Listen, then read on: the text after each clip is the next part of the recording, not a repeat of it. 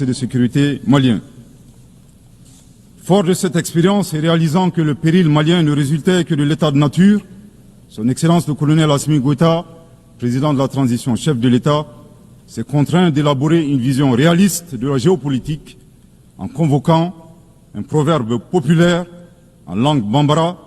ici traduit librement et contextualisé, je cite, « La succulence de la sauce des uns dépend du pillage des bovins des autres ». Fin de citation. Thomas Hobbes, décrivant l'état de nature de manière identique, affirmait, je cite, que l'homme est un loup pour l'homme. Grâce à ce proverbe qui fait référence à la gastronomie et à la cinégétique, le chef de l'État décrit la dure réalité impitoyable des relations internationales et surtout la place de l'Afrique, dont le pillage des matières premières a servi au développement des autres et non celui des Africains dans leur grande majorité. À cette vision s'ajoute une orientation du chef de l'État qui appelle les Maliens, dans le cadre de la refondation, à redevenir eux-mêmes. En effet, le chef de l'État a procédé le 23 avril 2024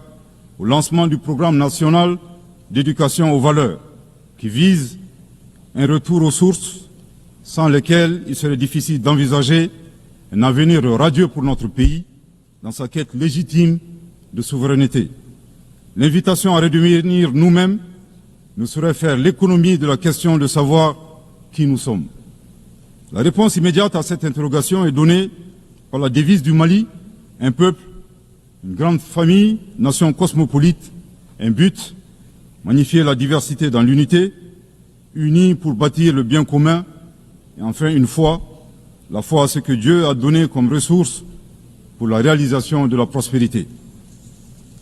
En vue de donner plus de relief à la définition du malien, le professeur Ibrahim Diaye, expert au sein du comité chargé de la mise en œuvre du programme national d'éducation aux valeurs, indique que le malien se caractérise d'une part par 5 valeurs cardinales, à savoir l'humanitude, l'empathie, l'obligation de transmettre les valeurs humaines aux générations futures, le sens de l'honneur, l'acceptation de la différence et de l'altérité au plan sociétal, humain et culturel, et d'autre part, 5 principes inviolables en lien avec le pays lui-même, à savoir un Mali indivisible, inaliénable, non hypothécable, nul ne peut en disposer comme propriété privée, impérissable.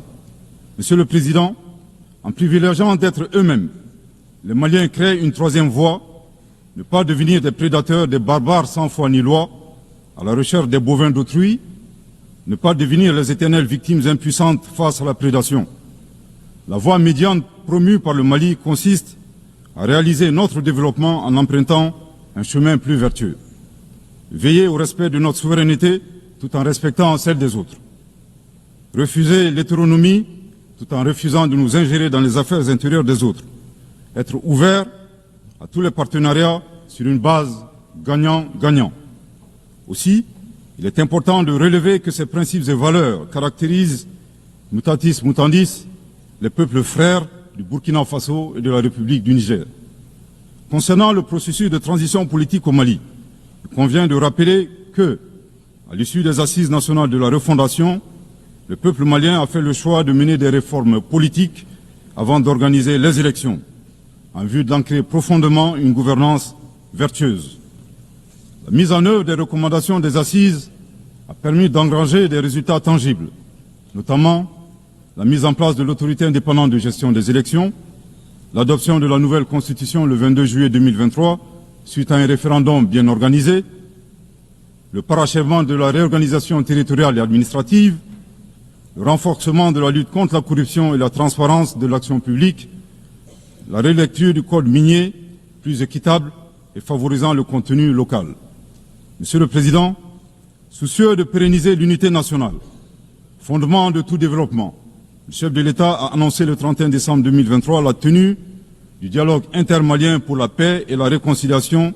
afin, dit-il, d'éliminer les racines des conflits communautaires et intercommunautaires dans le but ultime de réconcilier les communautés. Respectant une approche participative et inclusive, le dialogue intermalien qui s'est déroulé en 3 phases, communale, régionale et nationale, a permis aux Maliens de l'intérieur et de la diaspora d'échanger en toute transparence en vue de trouver des solutions endogènes de prévention, de gestion et de règlement des conflits. À la différence de l'accord pour la paix et la réconciliation issu du processus d'Alger, dont certains groupes signataires ont ouvertement basculé dans le terrorisme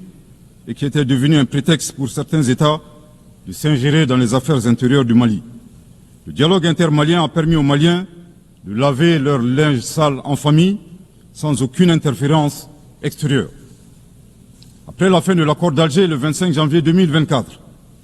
aujourd'hui, le dialogue intermalien et ses recommandations officiellement remises au chef de l'État le 13 mai 2024 demeurent le seul cadre de règlement des conflits internes.